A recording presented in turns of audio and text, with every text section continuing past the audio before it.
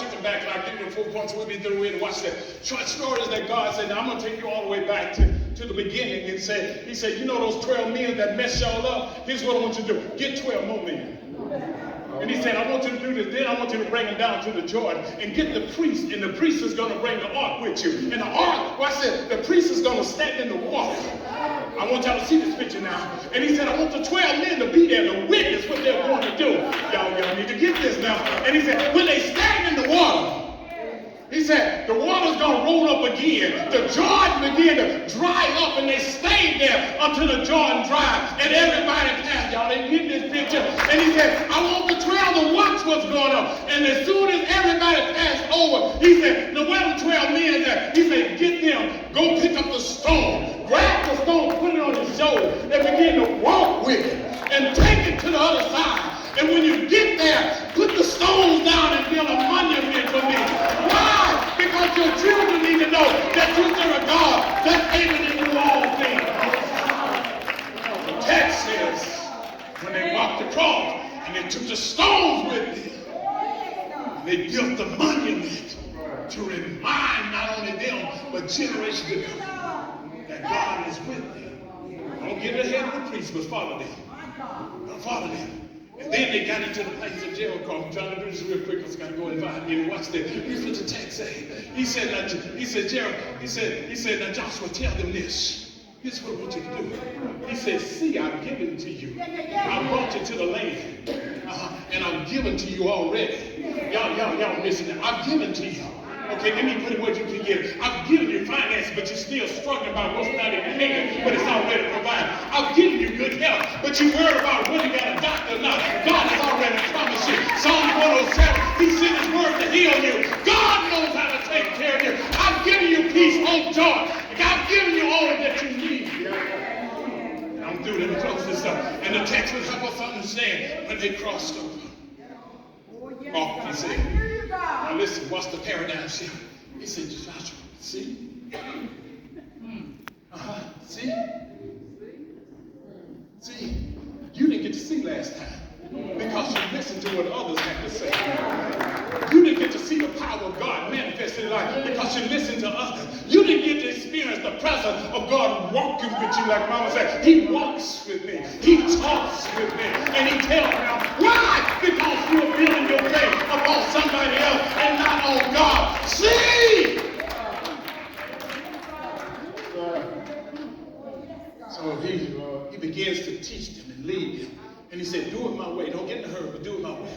And he led them over. So first thing he does in order to get them over, to lead them, he put them in remembrance of what he done for them. He said, was not I the one who fed you and clothed you? Was not I the one who protected you? Was not I the one who gave you? Y'all ain't gonna pray with me here. See, you thinking about Jericho, but the same thing in your, was not I the one who kept you in the midnight hour when you was ready to kill with tears and everybody else was going to sleep? Was I not the one when you went down there because you were concerned about your life turning out for somebody that already paid us? Was I not the one who sent a doctor when you didn't know who was going to take care of you? God knows how you win. The text says, Texas 1, he put them in remembrance. What do you remember about God in your life, in your faith journey? What do you remember? Have God done anything to you that's worth remembering? Have God done something for you that's worth sharing with somebody? Can you remember how God washed you, kept you, provided for you, made a way for you? I'm talking about God.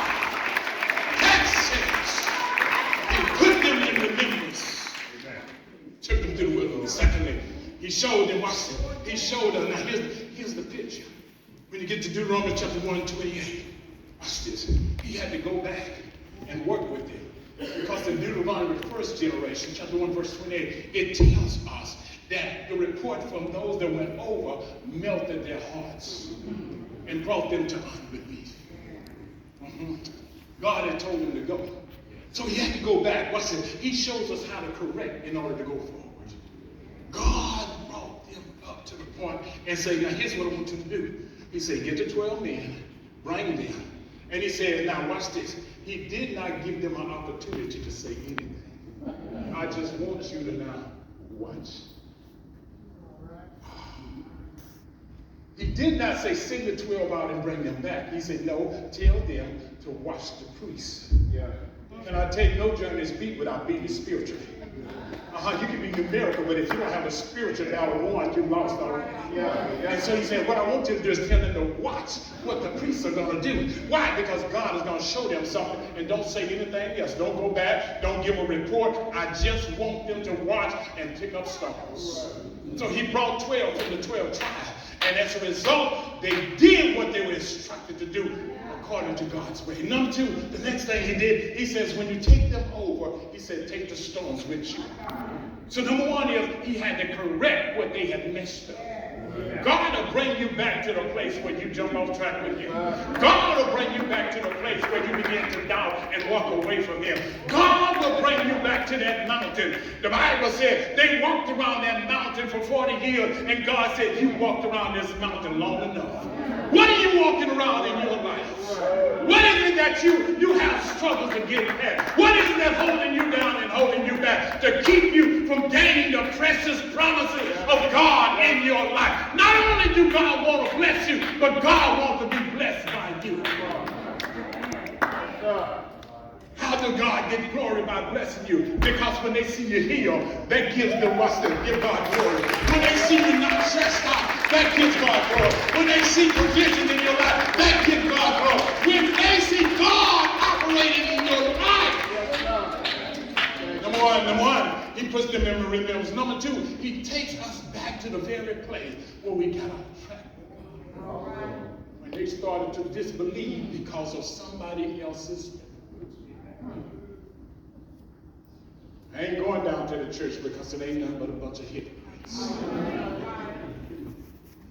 I like to say, come on, join us.